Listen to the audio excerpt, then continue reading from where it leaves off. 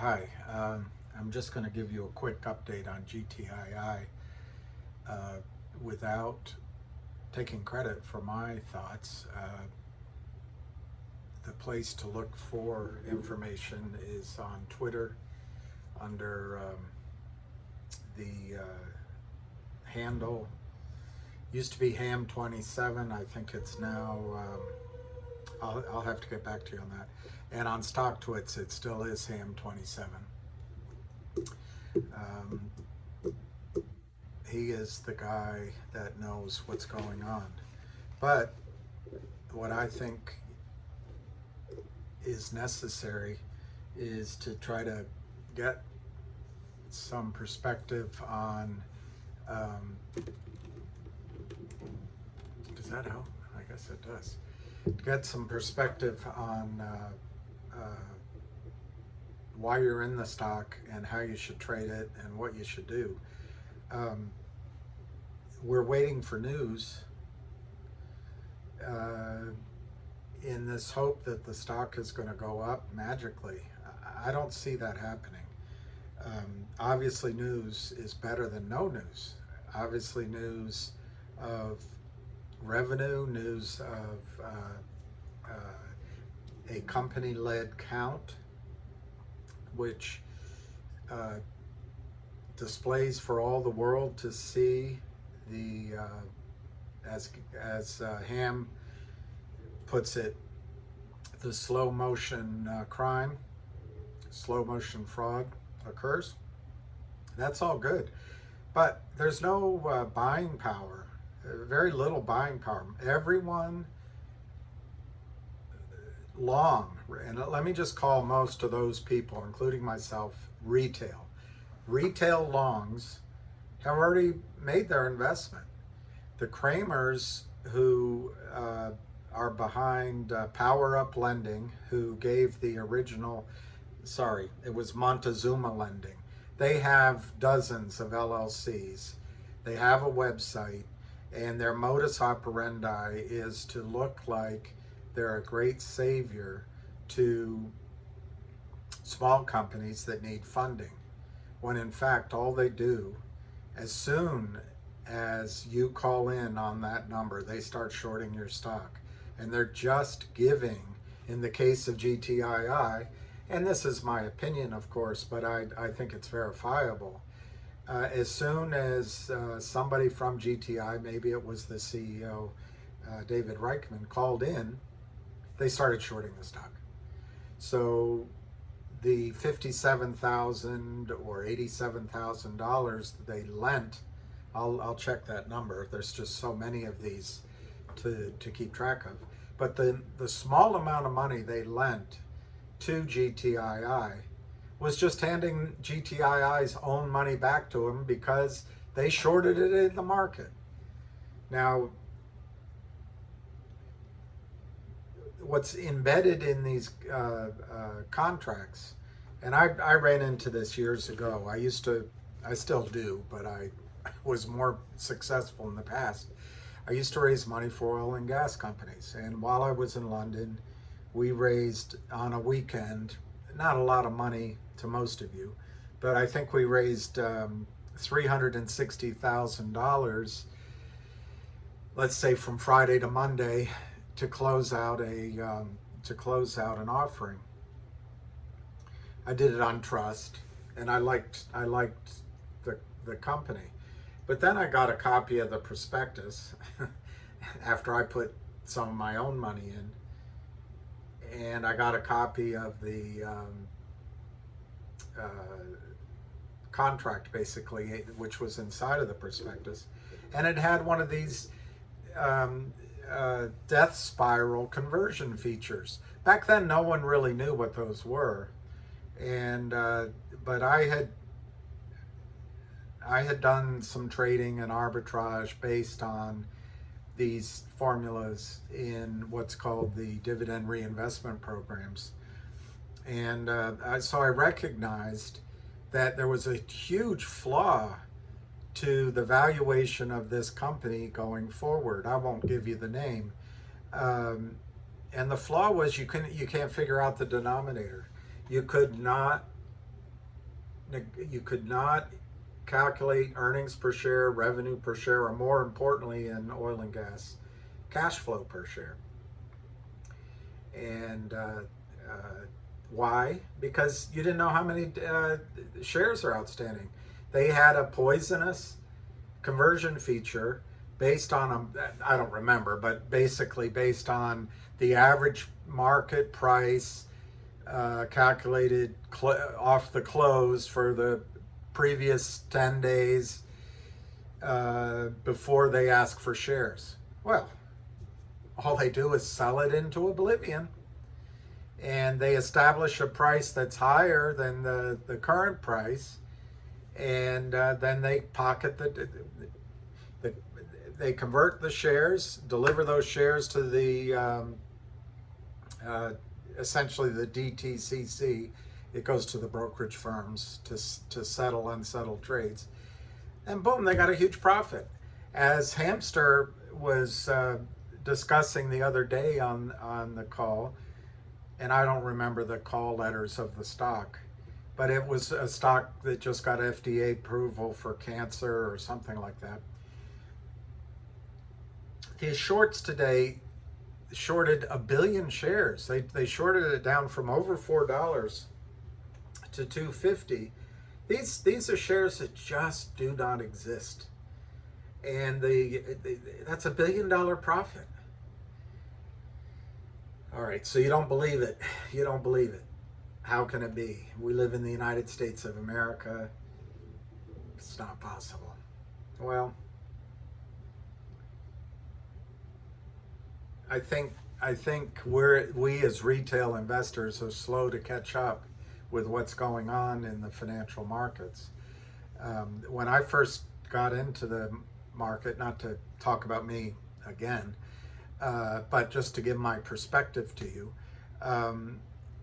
I was trained by Merrill Lynch when it was called Merrill Lynch, Pierce, Fenner, and Smith. After it was called Merrill Lynch, Pierce, Fenner, Smith, and Bean. I don't know what happened to Bean. Anyway, my point on that is the Dow, to my memory, was around 700. I always remember it at 690, but I looked the other day and it might have been 790. But it was under 800 on the Dow. The Dow now is what, 35,000? 40 years of appreciation. Interest rates, when I got started, we sold these FDIC insured CDs, certificates of deposits, but Merrill Lynch was one of the first companies to create a product that crossed state lines. Back then, banks were just in their local states. So anyway, we had certificates of deposits, which I would sell to clients. They were good. They were backed by the FDIC. There were 4 points in them, which means every time I sold $1,000, or let's call it $100,000 worth, I got a $4,000 payday, gross payday. That was huge for a certificate of deposit, and the yields that we were able to offer at that time to investors were 16.25%, 16.5%. Well, again, 40 years of declining interest rates. The other thing that's happened, as you all know, 40 years of real estate appreciation, but that's outside of this conversation. But in the mix of all that, the one thing I've also noticed is that back when I started, I was trained to follow research analysts, come up with my own ideas, build positions. Build a position was, I'll give you, oddly, one of my first examples. I built a position in Verifone, VFIC. So you learn the story and you start calling your investors and new investors, and you build a position of shares across all those investors.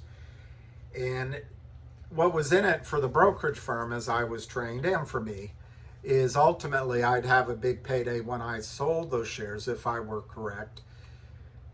Between the bid and asked, there would be, you could build in some extra commission, and then you could go into another story. But that kind of focus on a good idea, Verifone is the company that invented swiping credit cards. So whenever you swipe it anywhere, originally that was Verifone. Anyway, my point is that kind of building of positions, knowing stocks, understanding the markets. For what, when I first started, I was called an account executive, and then we became financial consultants, and then ultimately I left with first vice president or something. But now the names are wealth managers, managing director.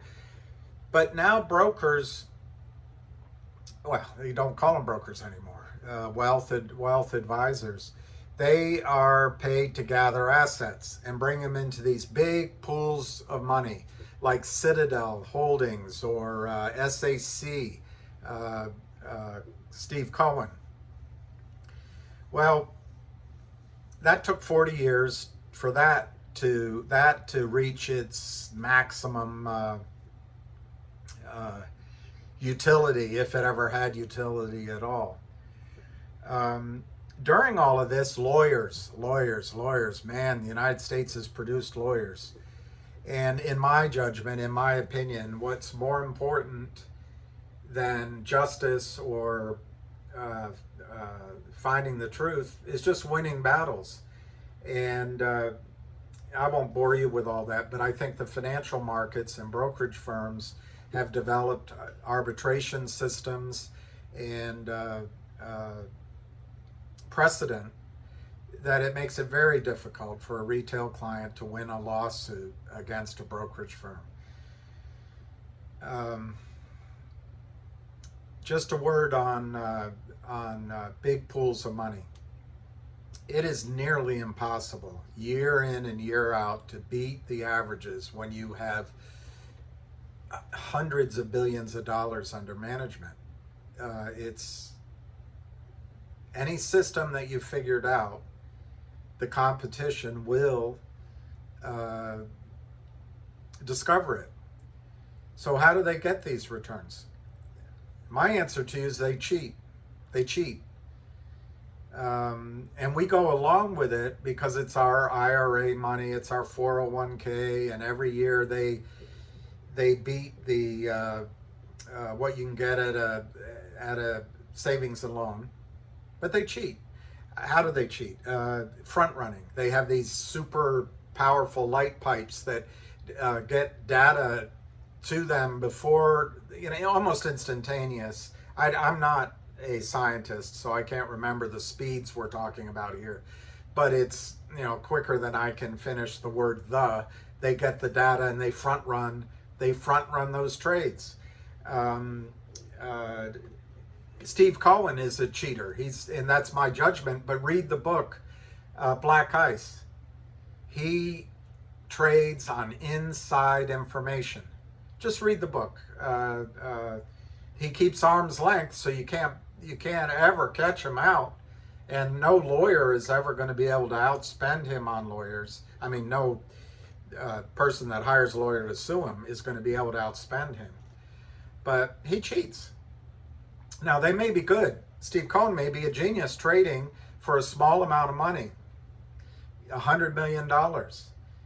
He can beat the market over time. But when it gets into billions and billions of dollars, I don't have it in front of me how much he has under management, but call it 800 billion or something.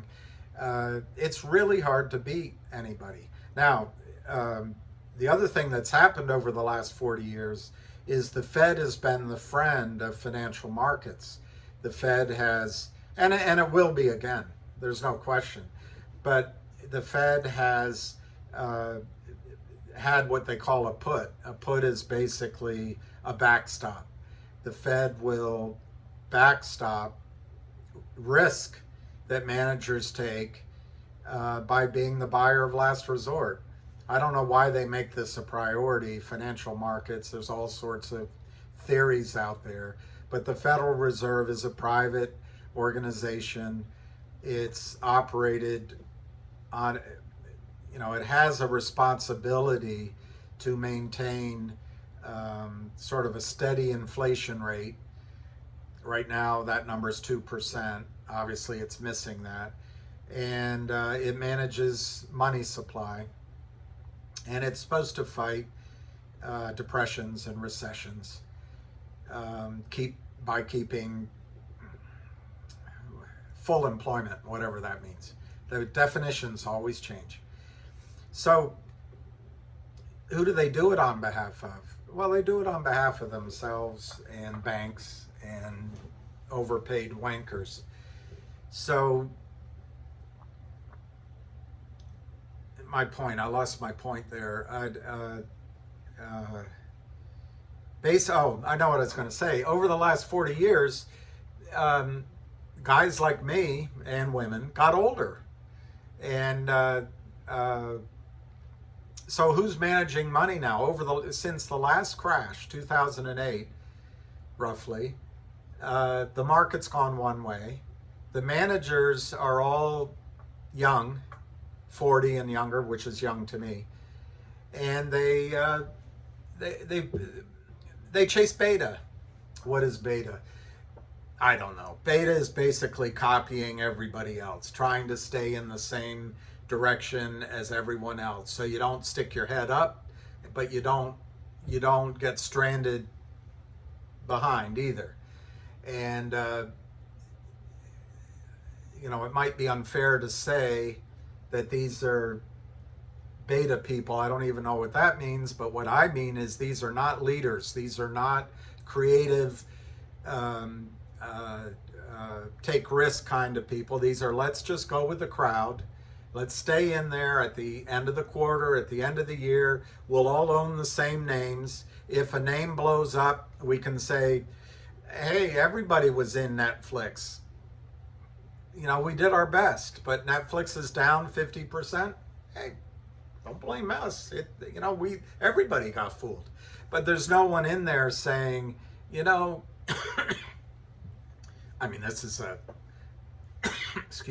this is an example far afield of what I want to get into, but there's no one saying, the world's consumed over half of the oil it ever had, and that consumption's accelerating. Maybe we should start investing in oil and gas companies, or we're starting to notice cracks. The world has, believe it or not, the world has a quadrillion, but it's almost $300 trillion worth of debt. That's against, I think, a GDP. You can look it up, but I think the world's GDP is 60 trillion.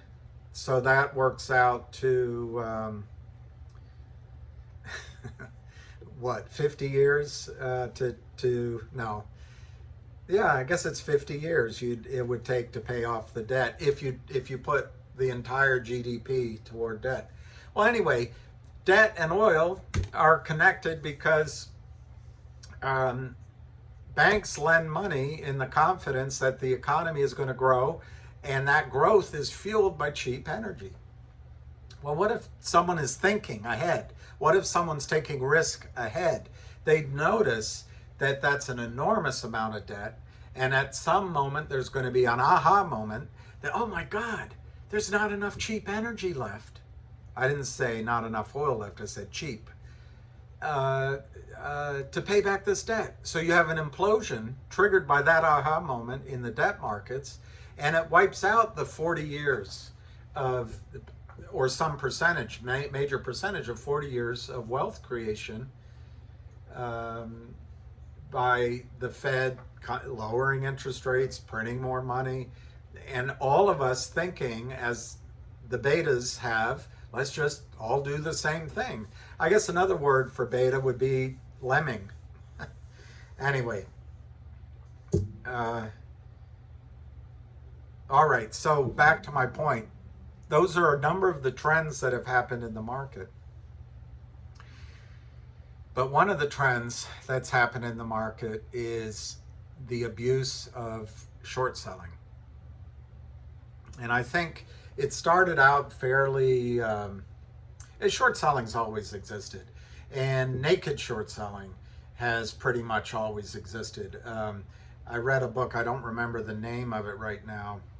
I don't know how to put things in the bottom there, but maybe if I figure that out, I'll attach it. But it was about Cornelius Vanderbilt, and he had to fight short sellers. They would create contracts in the railroads and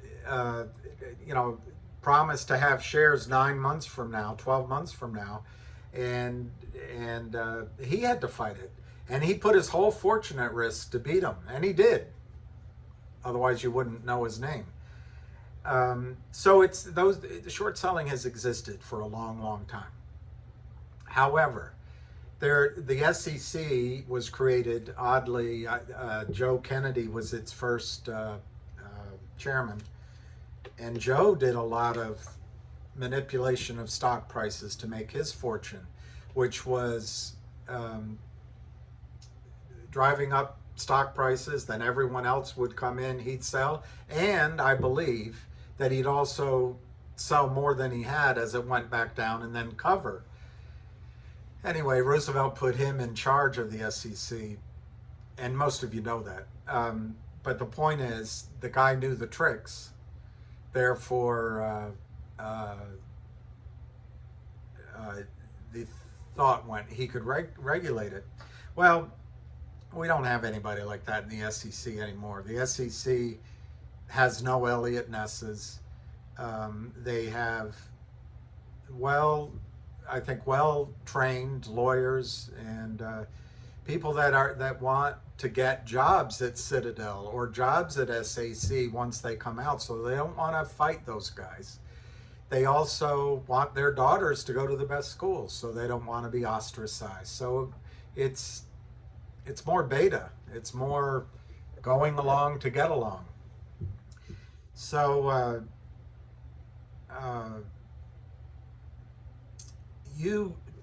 when we were trained, and even still as a retail broker, if you were, or wealth manager, if you were to sell shares that don't exist somehow, because you have to give a reason to the margin clerk or the regional manager saying, well, the shares are on the way and you got to get approval. But if you were able to do it, you'd have to cover it within a few days. Maybe you'd get a couple of weeks of giving your excuses of, well, I talked to my client, it's coming, she says that she expects delivery, they'll have it here. You might get through. When I was a big shot, I could get 21 days beyond the original settlement period, usually. Well, you're not going to get more than that. You're going to be bought in, you're going to pay the error, and that's usually enough. That error is usually enough to keep that individual broker, wealth manager, from ever doing it again. Well, it's against the rules to sell stock you don't own. Try to go buy stock. Call your broker and say, I'd like to buy 1,000 shares of, I'm trying to think of an inexpensive stock, of Netflix while it's down. But I'll pay you in 21 days. I want you to put the order in today. I'll pay you in 3 weeks. Good luck. Well, what's happened over time, though, is the SEC, I guess to protect us, I don't know, I question that. They created Reg Show, R-E-G, Regulation Show. I don't know what show stands for. show enough, I guess. I don't know what it stands for. But sure enough, the shares are there, maybe. I don't know. But they're in the United States as a broker, when I was a broker, and I had to write them on tickets, and we'd put them in the tube, and they go over, and then they'd call out AE 6969. You have a confirmation, you go up and pull it and read it, call the, now it's all electronic. But yeah, that was my number, AE 6969. That was back in a less fragile time, and my my sales manager just had a real laugh giving me that number. I have to admit, I wasn't quite shows my naivete. I didn't quite get the joke at first, but I figured it out soon enough.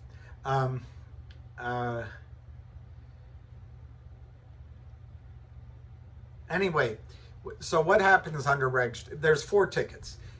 As a broker, the client calls me up and says, Bill, I'd like to sell 1,000 shares of Exxon. All right, I see it's in your account. That's a sell order.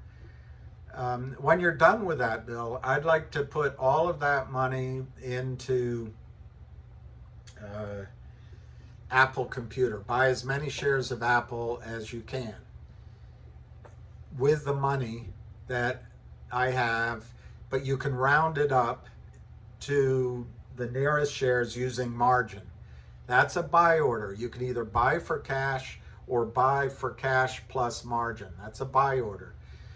The third ticket, and they have to settle within 3 days, T+2. I think that's going to go to trade date +1 shortly. And we live in a world of electronics. You know, Venmo can let Joe Biden know that you received $600, and so you should be taxed on it instantaneously. It goes to the bank and then it goes to the IRS or whatever. I don't think Joe knows about it, but somehow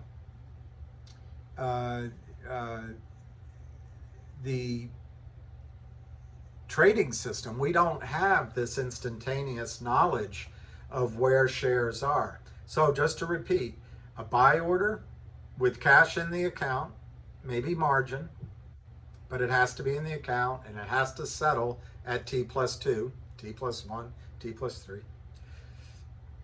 It's been a while since I'm a broker, so I don't know the exact day, but it's within a couple of days. But you need the money there before they'll take your order.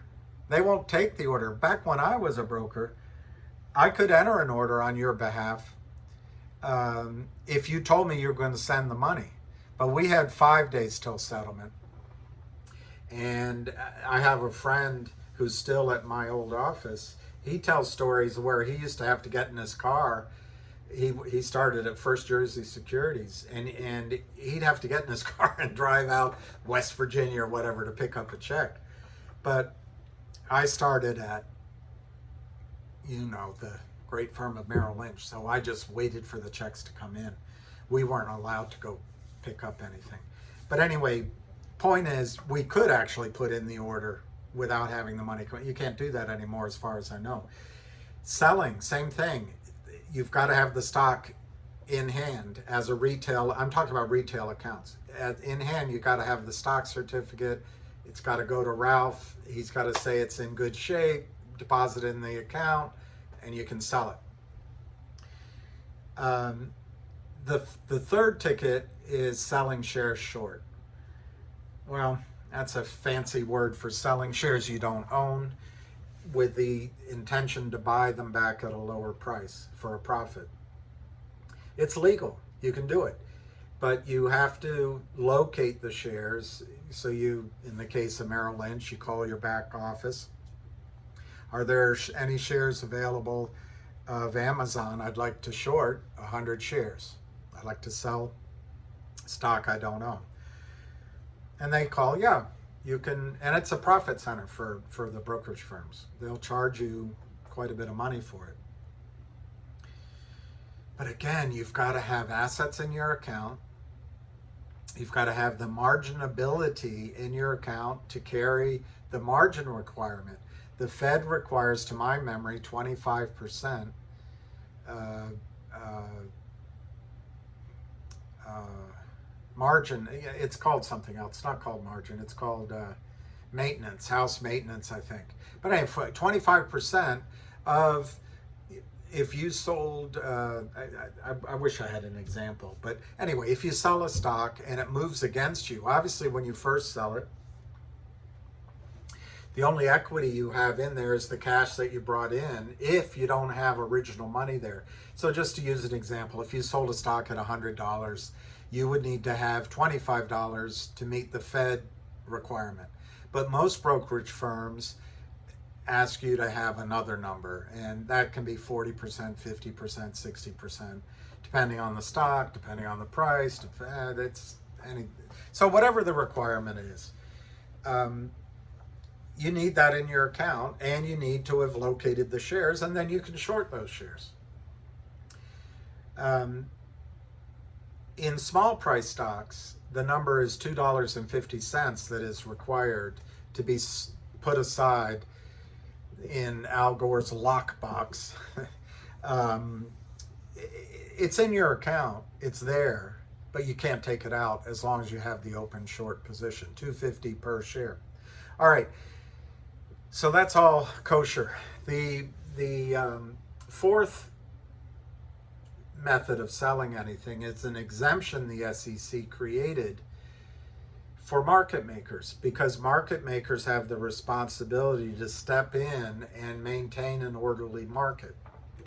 So if there's a sudden flood of sell orders or buy orders, the market makers, they're sort of a safety valve, or to flip a switch to slowly handle those orders in a rational way, so things don't go a kilter.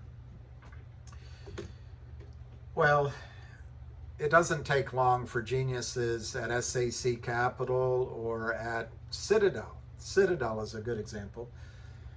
They bought a market maker. So they've got a market maker. The symbol, I think, is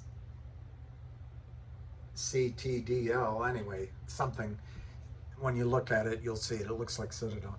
Well, this allows them to operate in this netherworld of the fourth ticket, which is selling shares under the exemptions of regulation show, which is about, I want to say 20 years old, 15 years old. Well, this gets abused. It just completely gets abused. I would go so far as to say that when I started this whole conversation about these, I think I said it to you, these notes that this firm that I raised money for, this oil firm, which went out of business, by the way, if I didn't finish that story, when I called in and told the CEO, and then stood there in a room full of people, stood my ground. I said, "You're going to lose your company." And sure enough, for $5 million that he raised, he was third generation, lost the whole company, because the investment bankers and market makers, the opportunists, drove the stock price down, converted it under the conversion feature in the note into massively dilutive numbers of shares, and he lost the company. So he became a stockbroker at Merrill Lynch. So I guess he ended up being what I was. Those are called death spiral convertible notes. Death spiral convertible notes. And in a second, I'll explain why they're so prevalent. But the key feature of these, these jerks lend tiny bits of money to desperate companies with poisonous conversion features, and the companies take it just to stay alive. They have no other source of capital, and immediately these robotic people, evil people, in the sense of the Terminator. You know how the Terminator would kill. It's a machine. It's not that the machine has any soul of good or bad. So evil's the wrong word, but it's evil in the sense that it's remorseless. There's no feeling. They don't care. They're just gonna sell. And they come on like Arnold Schwarzenegger. You know, you take his arm off, you shoot him, he loses his skin. That red eye keeps moving toward you because they won't stop. Eventually the company gets destroyed. That's why it's called a death spiral. The more shares they sell, the more the formula kicks in, and the formula has no brackets around it, so that as the market price comes down, where, you know, let's say the stock was at $10 and you needed $100 worth, you would sell 10 shares. You know, when it comes down to 10 cents a share, I can't do the arithmetic quickly, but it's, you know, it might be 1 million shares it converts into. The point is, it's a death spiral, and the company, the original shareholders, get diluted to to nothing. The company goes out of business, and the shareholders, the short sellers, sorry, profit. They take all that money out of an LLC that they've set up, and by the way, they never pay taxes. Never pay taxes on it, because there's no closing transaction. There's no reporting to the IRS. The company just lays there as a zombie. It might go bankrupt. There's no closing transaction. So anyway, this is called a death spiral convertible. My opinion is the entire over-the-counter market, for a reason I'll just tell you. Other markets have naked short selling, but they don't have what I'm about to tell you. But I think the entire over-the-counter market has been turned into a death spiral convertible. Here's the reasons why. I think the SEC and some reporters, there was one reporter, Gretchen Morgensen, who wrote 2 excellent articles on a company that I built a position in years ago, Kelly Oil and Gas. I was younger. I had a lot of my clients in it. I had a lot of stock myself, and I would visit the company. I would talk to analysts across the street. I would, and I'm talking a lot of analysts. I would say 8 separate companies. This is back when you had analysts to cover small stocks.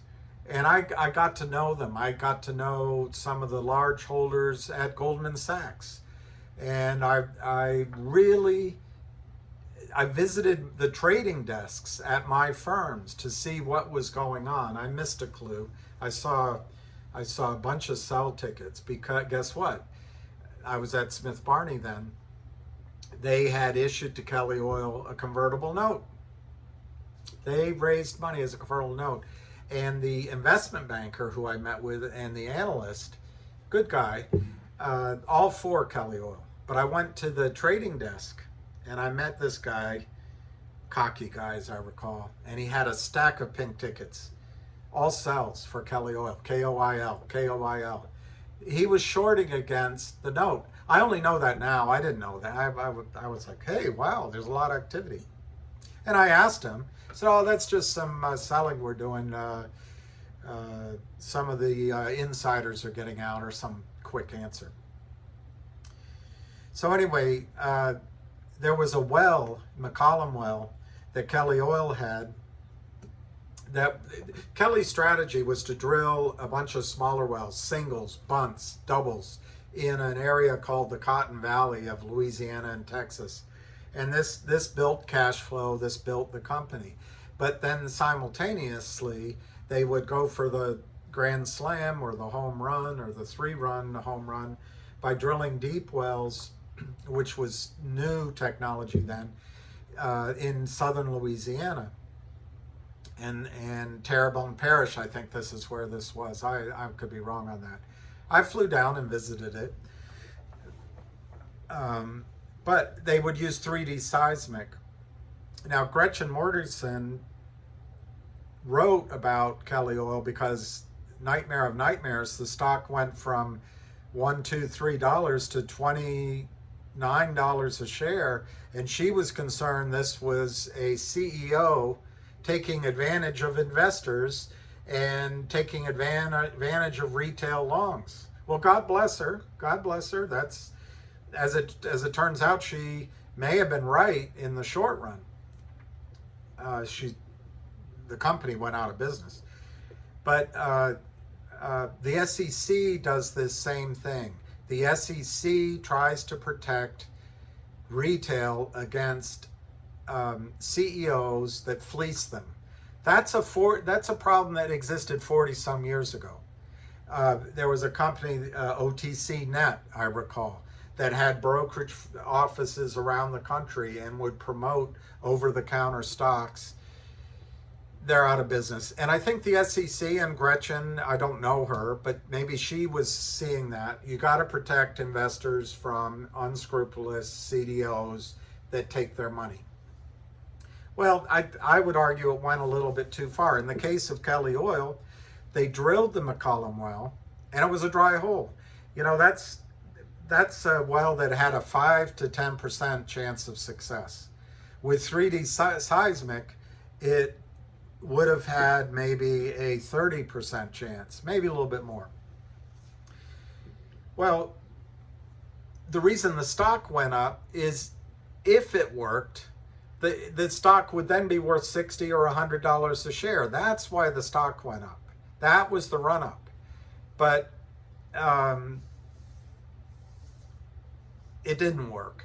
Now, I don't know, I can't remember if Gretchen wrote about this. I found out later that the company did not use 3D seismic to pinpoint where they would locate the well. They had 3D seismic, but they kind of cowboyed it, which made Gretchen's analysis 100% right. But the point I want to make about Kelly Oil is they had valuable assets.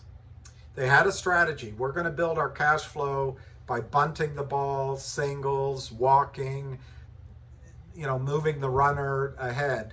And every now and then we're going to swing for the fence.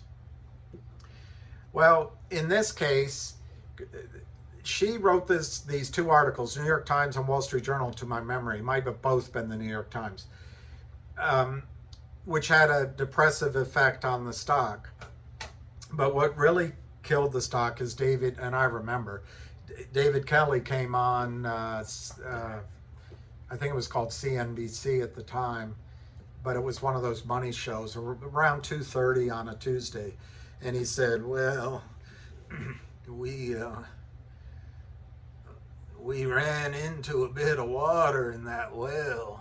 I can't do his thing anymore. As soon as he said water, the stock went from the mid to low 20s to 16, opened the next day at 11, and it was on its way down.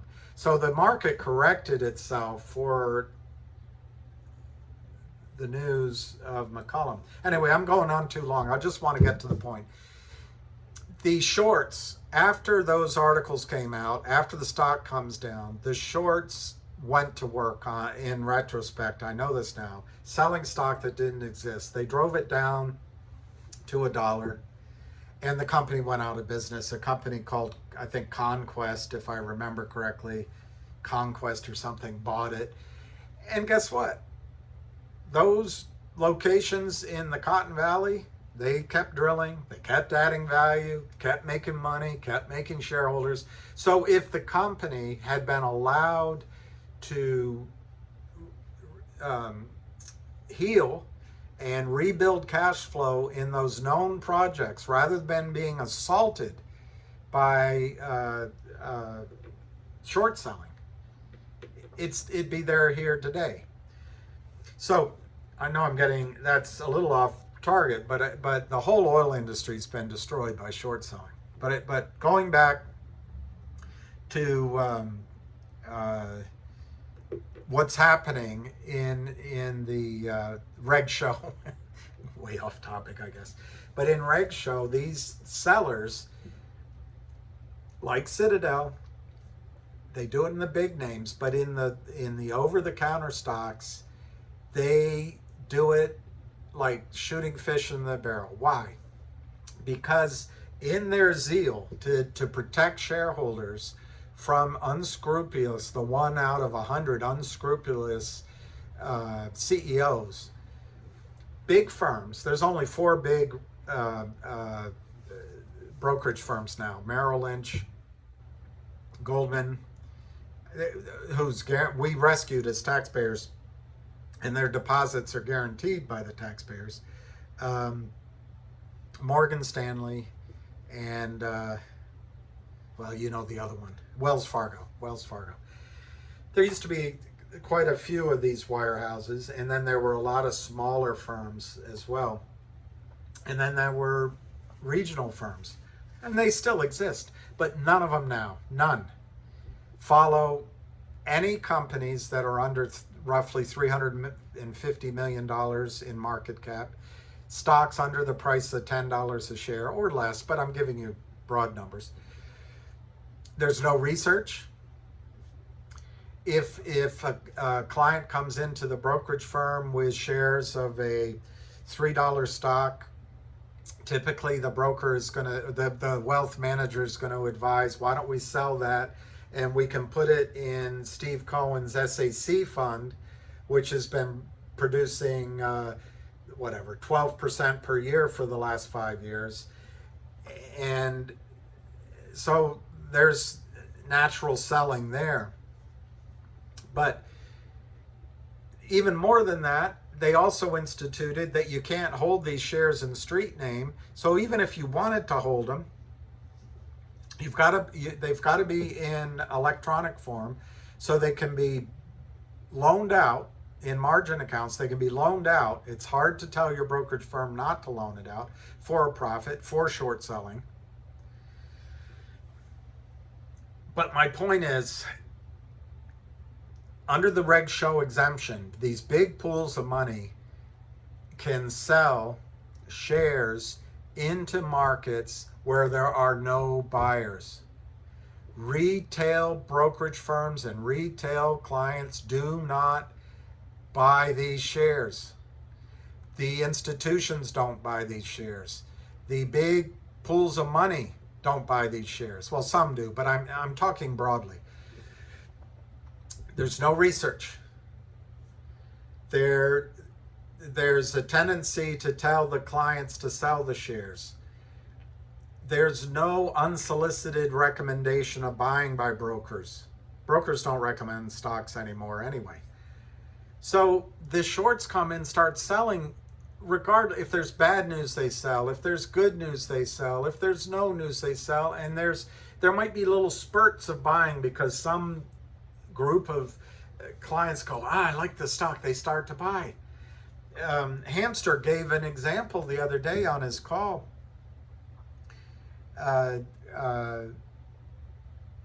Companies got FDA approval for cancer treatments. They go up, it goes from $2 to 4 something, and 1 billion shares are shorted back down. I think I just told you that. There was one for eyes. There's one for military. And I know in the oil and gas side how many I raised money for, but I also raised money in the healthcare fields, in insurance, and real estate. And looking back on it, I can see how these were all crushed. Well, so it's time for reporters like Gretchen, I'm not picking on her, she's an excellent reporter, to start focusing on how unfair the playing field is, because these big pools of money can just create out of thin air shares that don't exist by telling the market maker under reg show, oh yeah, I located the shares. Oh yeah, sure, we're going to deliver them. Oh yeah, don't worry about it. I know, I'm shorting it. Or they mark it as a long sale. In other words, they say, I have the shares. I'm just getting it from the company and I'll get them. Don't worry about it. So this is illegal as hell. And it's coming up on 50 minutes. You can't pay attention much longer. The issuance of shares without a prospectus, without a use of proceeds, without going through the SEC is illegal. You go to jail. But the SEC does nothing. Nothing. They sometimes, occasionally get a settlement, and they feel like a win, because remember, the attorney at the SEC wants to get a job on Wall Street. So the more wins they have, it looks like A's, A plus, A plus, A plus. Think Beta, think Lemming. They all fit in. No Elliot Ness is standing up. No Winston Churchill. We're going to fight them on the beaches. We'll never surrender. None of that. We'll just go along. We want to get a job and we want to get that big salary. It's all cheating. It's all cheating. I once asked my dad, how do you get to heaven, Dad? Because he was in one of his moods explaining to me that this life we live right now is but an anteroom. We were sitting in a bar. I said, it's a bar, Dad. He said, no, this life, this all is just a waiting room for what comes next. And in a different conversation, I said, well, Dad, how do you get to heaven? How do you get to heaven? And, he's from a very strict religion, and he summed it up. He didn't expect the question, but he goes, well, Bill, be kind, and don't cheat. That was it. Be kind and don't cheat. Well, these guys cheat. They cheat. Do we cheat them, and how?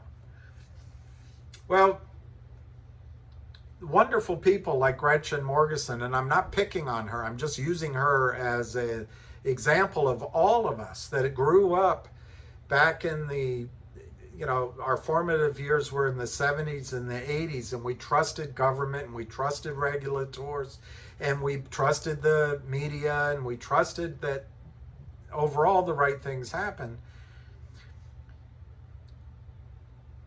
People studying this, the SEC, reporters, the back offices have to recognize that Reg Show is being abused, and it's theft. It is, as Hamster says, it's slow motion theft. It's in daylight without a gun. And it's not small. You can get SEC filings. Just type in Kurt, C-U-R-T, Kramer, K-R-A-M-E-R, plus SEC. You'll see so many filings where they sign these agreements to settle, regurgitate the money, and give a little bit of a penalty. Regurgitate $900,000, and the penalty is $250,000. But they do this over hundreds of companies, I think. And you're talking millions of dollars. But in one of the examples, I don't remember if it was the Kramers, I think it was the Kramers, I think it was Laidlaw Energy. They sold 1 billion shares. 1 billion shares. This is real money.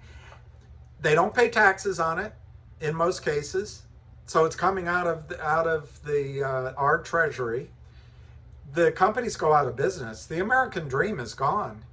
And we think, the Gretchens and the rest of the SEC think they're protecting the poor little dear retail client from one or two CEOs that take advantage of them.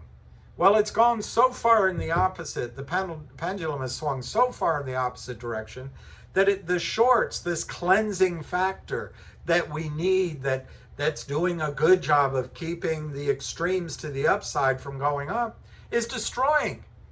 Not one company, all companies on the over-the-counter market. I deal in oil and gas.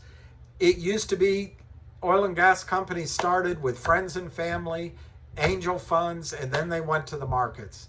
You don't do it anymore. You have to go to these hedge funds in New York, Chicago, San Francisco with the same guys and girls that went to the one of 5 schools. They all know each other, and they get money in from the wealth managers, put money in these pools, and then the inside of the firm and then their friends, the buddies at hedge funds, they start the process of investing in the angel round privately for their funds and for the hedge funds, and the value creation goes up. By the time you see that stock, it's coming into your IRA or your retirement accounts as these blessedly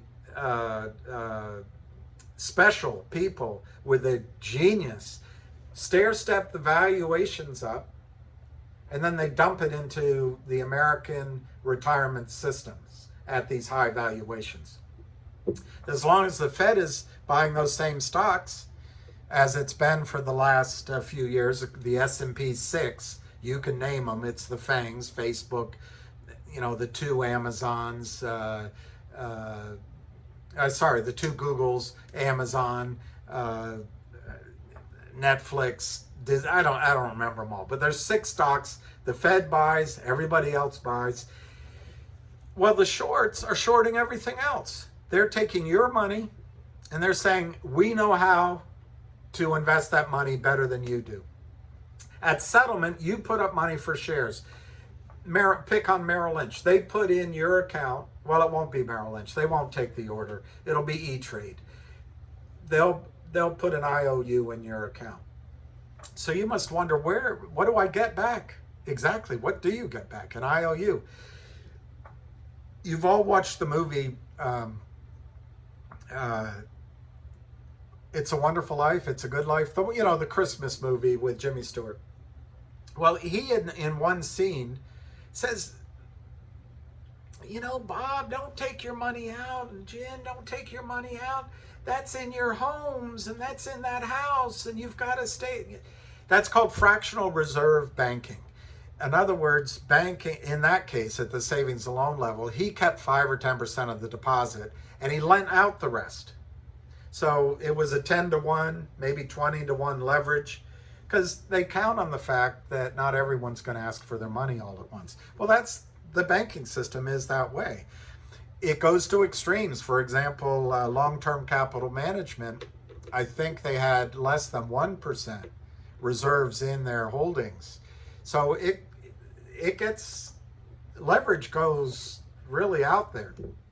Well, I think what's happened in the settlement system, and that's where the problem is, by issuing these IOUs in return for your cash, you get an IOU. They've created a fractional reserve settlement system. I don't know what else to call it. But there are not enough shares, real shares, to cover how many shares were purchased by you. So what's the thinking there? Well, the thinking is we no longer issue physical shares. Shares are only allowed to be electronically in the system. Not everyone is going to sell their shares at the same time. But even if they do, we can buy back our shorts we can buy the IOUs back at a cheaper price. So the thinking is similar to the fractional reserve banking. We're never going to have to honor these IOUs all at once. It's risk management. Don't worry about it. Well, I'll leave whether that's legal or not, whether or not that's theft or not, whether or not that's cheating or not, whether or not brokerage firms are committing fraud. I'll leave that to someone else. But what I want to call your attention to is the DTCC. This is the Darth Vader, this is the mothership, the Death Star of the financial system in the United States. Last I looked, they have $80 trillion reportedly of assets that they custodial. This is a private enterprise. It's the only place where stocks are custodialed the Depository Trust Corporation. Why we need one, why it needs to be private, why the reporting is opaque, I don't know. Companies can't find out what they hold. The hamster gave the story about Dole Foods, and I just want to say this quickly. Dole Foods went private, and I don't remember the ratios or the numbers, but in short, when it came time to deliver shares for the buyout offer, there were 13 million more shares than existed. 13 more than existed. Well, the DTC said, what? We didn't know. I don't know. Hey, so the DCC took care of it. I forget the buyout price. You can look it up. The DTC put up cash to settle all of those shares. So it got brushed under the carpet. It's gone. Well, and I'll just finish on this note because it's an hour. GTII is a company that you look at and you say, oh, it's a meme stock. Oh, it doesn't have very much. Hey, it never meant to be that much. It is a hotel of companies that want to get in good stead in reporting. Remember, companies have to report and file and do all this. Short sellers don't have to do any of it. Well, they do, but they don't, because no one comes after them.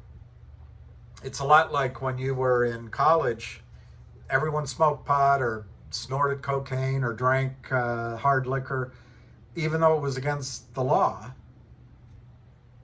You might not do it, but you didn't report anybody else, and there was no enforcement. That's how the short selling market is. Everyone knows it's against the law. No one goes to jail. You just nod and wink. Hey, look at the new car I bought. Look at my new wife. We just went to Rome. Whatever. No one enforces it because there's so much money to get back to the depository trust, $80 trillion. It's assets under management. Wall Street is built for assets under management. So at E-Trade, at Merrill Lynch, those journal entries of shares that were sold that don't exist becomes asset under management.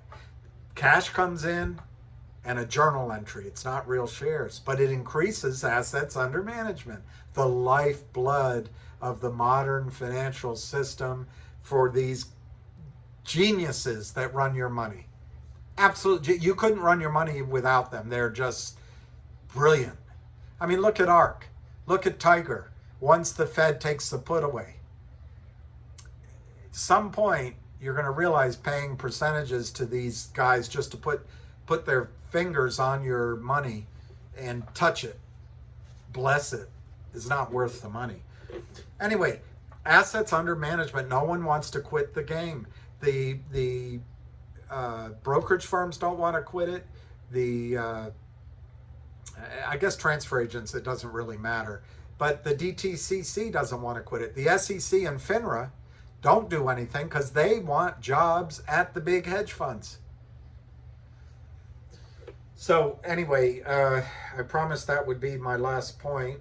And the point is on GTII, they were called something else, Tree Top Industries or something. Apparently, something like 40 million shares were sold naked, non-existent, phantom.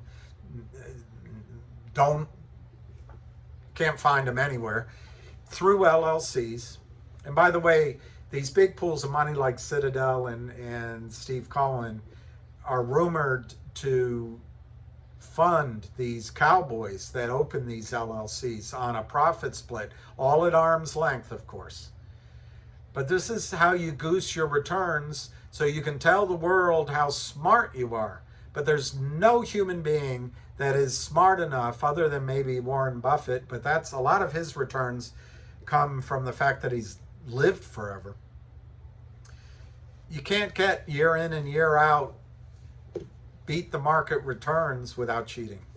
Anyway, GTII had an original, let's call that 40 million shares naked shorted into these LLCs. One it was called Trey Torn, Tree Trop, whatever. That money has been taken out of those LLCs, spent. It's long gone. Taxes weren't paid. The company changed its name under some process to GTII, and they entered into this toxic convertible note with Mazuma Lending, run by Kurt Kramer.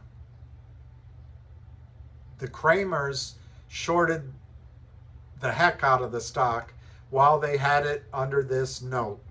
And it's reported that they shorted 40 to 50 million shares during the time that they lent something like $87,000 to the company. And they had this conversion feature. And the time that GTII bought back their note, they bought back the note within the terms of the contract. It extinguished the poisonous conversion feature. It extinguished the note. Well, the Kramers have never lost before. They've been sanctioned by the SEC many times. And if I learn how to do it, I'll put some of them down there. But there's one, I used to have it right here. I want to get off this call. Where they agreed with the SEC to settle, and the reason is they don't want discovery. They don't want the SEC to find out how many fraudulent tickets are there. Well, the tickets exist. They don't go away. And in the case of GTII, I want to add that up again. Let's say it was 40 million when it was called something else. Those are kind of dormant. I'm not sure what will happen with those, but they're shares that were sold that don't exist. During the tenancy, if that's a correct word, of the note, there was probably another 40, 50, 60 million shares sold. Call it 40. That's 80. Well, since the note was covered for the last approximately year and a half, the Kramers, and how do we know it's the Kramers? Nobody else would do this trade. This is a stupid trade. There's no upside to this trade. The stock's trading at $1.40. They might have an average of $1. Even if it went to zero, the company went to zero, they're going to lose money on this trade. There's no big hedge fund out there that's going to join these robotic, moronic Kramers, cocky as hell. These guys that Thomas Wolfe wrote about big swinging.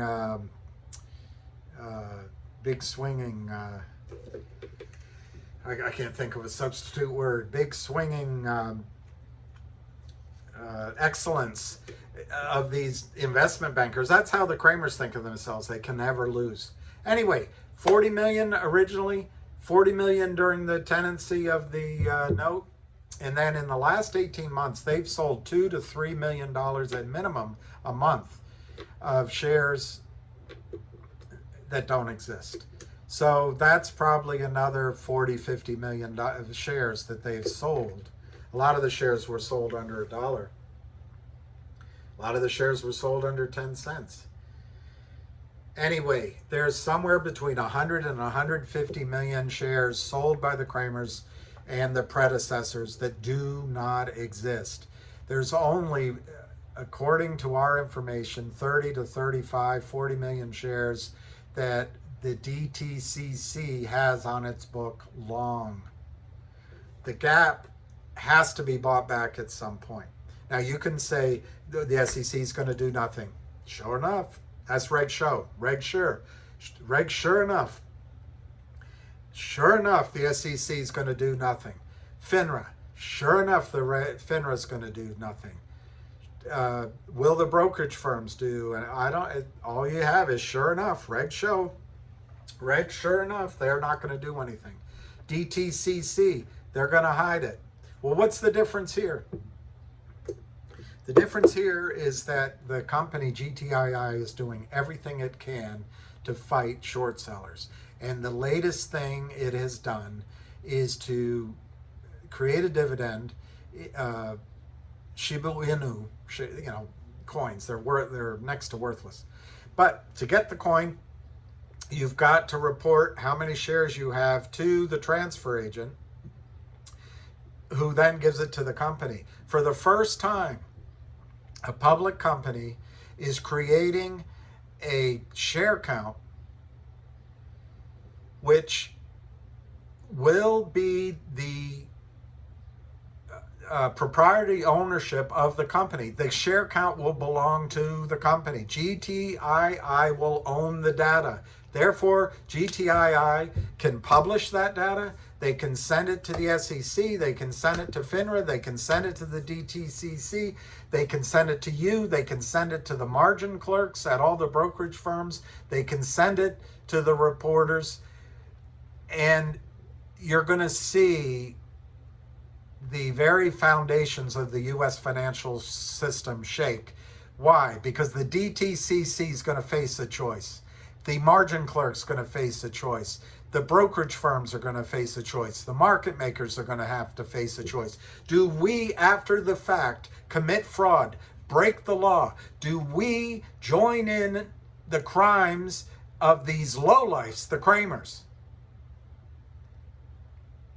Or is there an Elliot Ness amongst us? Is there a Marge, the margin clerk, that says, we got to buy these shares in? And then the buying becomes, in the case of GTII, imagine it. You've got, let's call it 35 million shares that exist in the public float that DTCC holds on behalf of everybody. But you've got, let's just say, 3 times the shares outstanding, 110, or is that 105 million shares that have to be bought in. That is a big move, that because they'll buy it, for all the roboticism and the evil and the non-feeling that the shorts have shown. Buy-ins are just as unfeeling, uncaring, unthought out. They just cover. They just buy. Buy till it's done. Close the error. Close out the trade. So it'll go to numbers that you can't even believe. Well, it's scary for the system because GTII is just one stock in this whole thing. And I'll leave you with this. I've said this several times, so I've got to learn to, this is my first time doing this. I have to learn to be better. But I just leave you with this one question.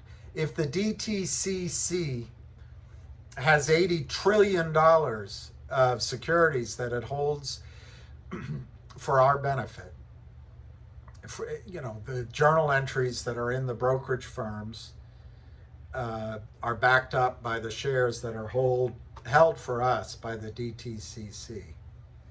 It's supposed to be 1 for 1. And remember, my ongoing thesis is without approval and without any public debate, the DTCC and the brokerage firms have created a fractional reserve custodialship of shares. So they've expanded the number, in my opinion, the number of assets under management by expanding. In the case of GTII, our belief is they've expanded the available shares by 300%. But look at Dole Foods. That it's in the press. It happened. There were 13 million shares more than the actual number of shares in existence delivered at the time of the buyout. Pick a number. Let's call that 20% more. 20% more than what existed. And I just told you GTII is 300% more. So I just, for the sake of this question, I want to give you, and then I'll get off the phone. What if the DTCC has 20% more assets under management than exist. What if out of the 80 trillion, 16 to 20 trillion of those assets are puffery? I'm not smart enough to think what makes the crash, what makes the run, what makes the panic, what causes shareholders to want those shares back from the bank. But who's going to cover a $20 trillion poof? Who's going to cover that? The federal government? That's why, in my judgment, the DTCC and the brokerage firms are going to buy in GTII without fighting it, because they want to bury it. And then the news will be out that the Bernie Bros or the Reddit boys or the Proud Boys or the guys sitting in the basement playing Pac-Man or whatever game is out there, they're the ones doing it. All right. Thank you. It's an hour and 16 minutes. I'm not sure I'm going to post this, but this was my trial run. I can't recommend to you to buy GTII. This is just me talking about it. And I'm not recommending, but I am saying if you watch it for research purposes and for fun, it could be a short squeeze of your lifetime. If you do buy it, put in good to cancel, GTC orders. And my suggestion is pick a number as high as you want. You can always change it later. But any kind of short squeeze will happen probably in 2 or 3 days. It could take longer. It could take a week or two. But the panic part of it, the explosion part of it will probably be in the first 2 or 3 days. And they don't ring a bell when it happens. Anyway, thank you for listening. That was a long one. I hope you can get about your day. Cheers.